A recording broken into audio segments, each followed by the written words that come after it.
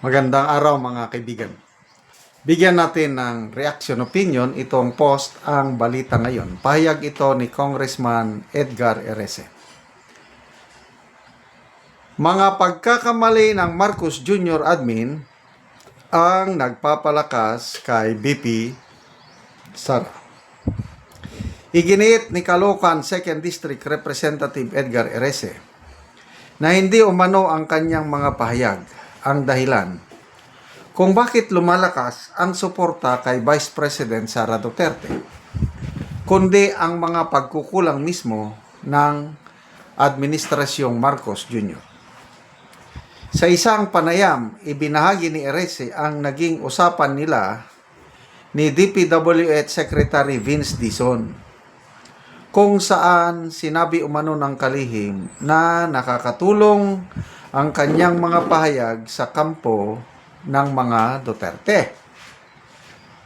Sabi nila, ang tingin daw ng palasyo, kaya ako critic, ay dahil supporter ako ni Sara Duterte.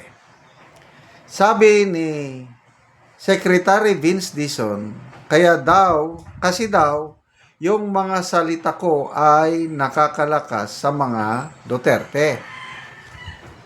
Sabi ko, mali yan. Yung mga mali ninyo, yun ang nakakalakas kay Vice Presidente Duterte. Dagdag pa niya, tinanong umano siya ni Dizon, bakit hindi mo kami, Marcos Jr. admin, tulungan?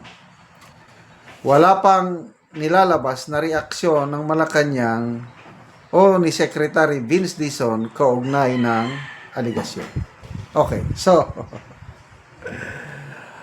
unahin natin si Congressman Edgar Erese.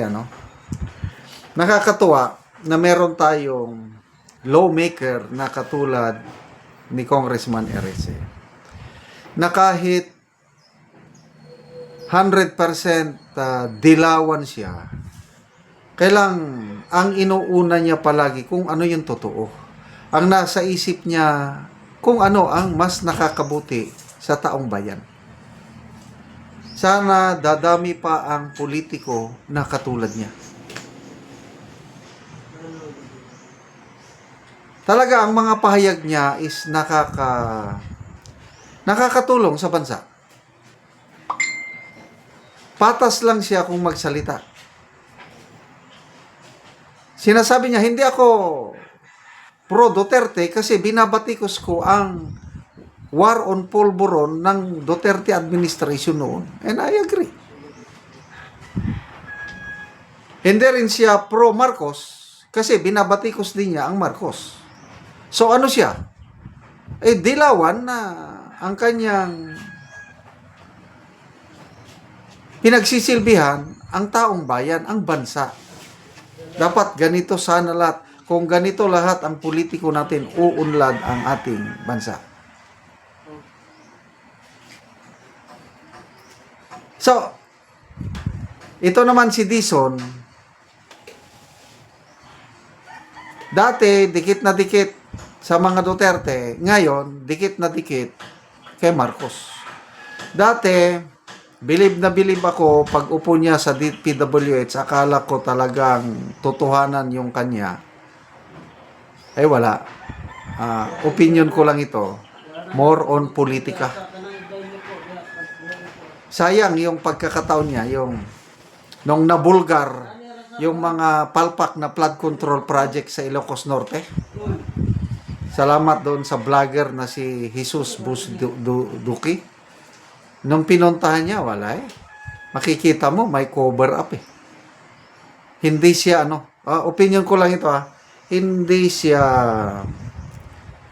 talagang dedicated na alamin ang punot dulo ng corruption sa flood control. Ano na lang siya, selective investigation.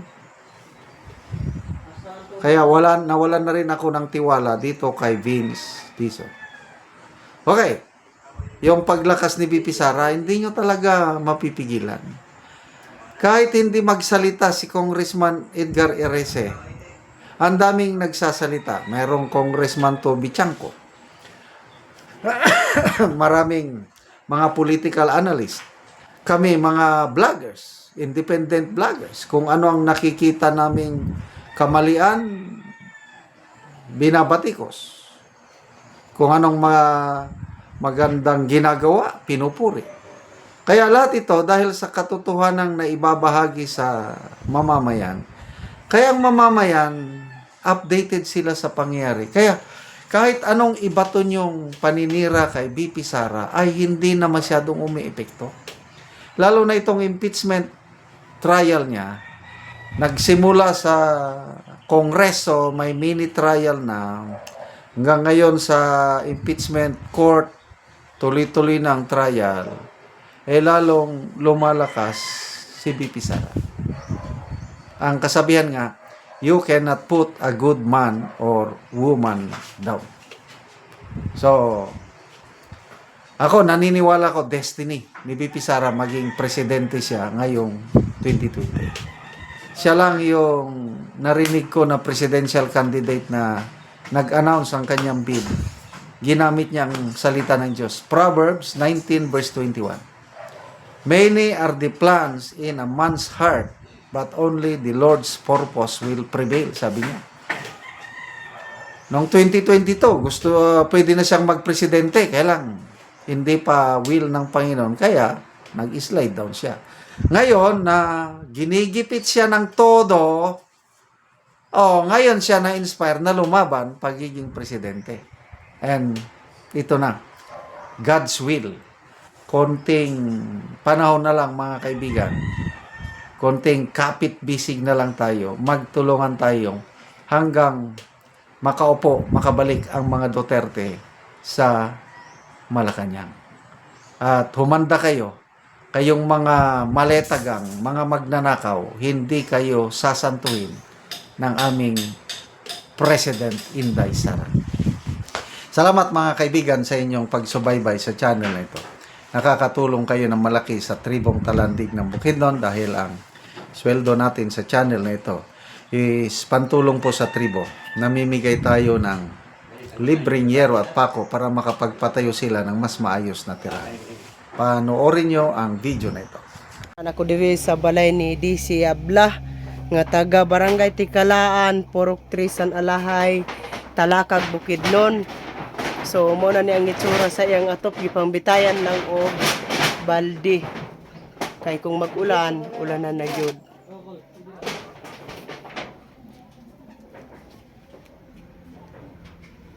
Og mo na ni ang gihatag nga yero nga napulo ka di 8. Og mo na ni itsura sa gawas nga bahin sa ilang balay nga nagkakinit na gyud.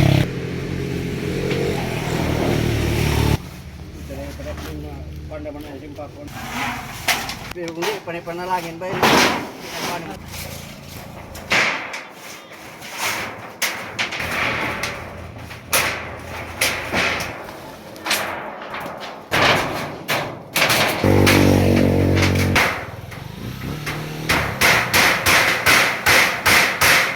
O karon atong makita nga human nagyud sila sa pag-atop sa ginatabang nga yero. Nato pa nagyud niya ilang balay. May buntag, salamat kayo labida sa una sa Ginoo og nagpasimuno ani.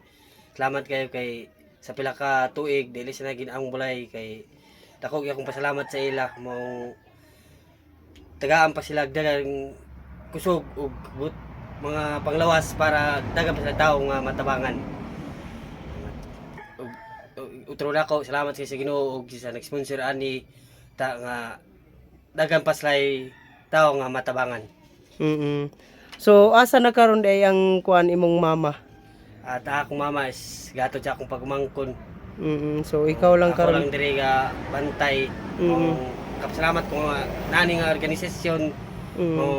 Salamat kayo sa Ginoo nga naani nga mga tao nga andam mo tabang.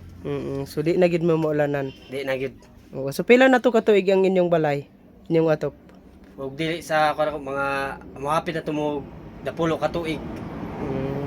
Salamat kay kinaani nga organisasyon nga kabot diri sa among barangay. Salamat kayo. Salamat.